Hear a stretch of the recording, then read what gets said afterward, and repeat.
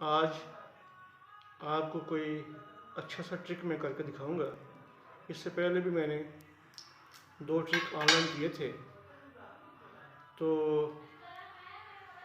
किसी ने उनका जवाब नहीं दिया। ठीक है जी, अगर किसी को ये ट्रिक आते हों तो प्लीज़ वो ड्यूट किया करे, वो रिप्लाई किया करे, वो करके दिखाए ऐसे।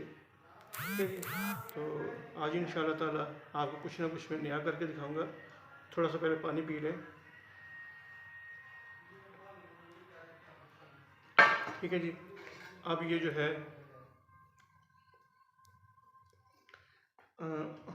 मेरे पास ये जो है देख सकते हैं चम्मच है। चम्मच इसके साथ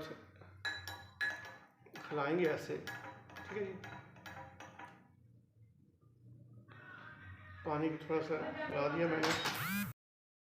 इंशाल्लाह आप माचिस देखते हैं किधर है। ठीक है जी, अब माचिस को जो है हवा में जलाना है। ठीक है जी,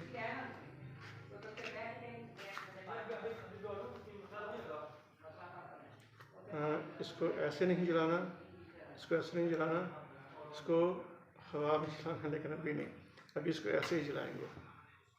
ठीक है जी, और चैलेंज है आपके लिए।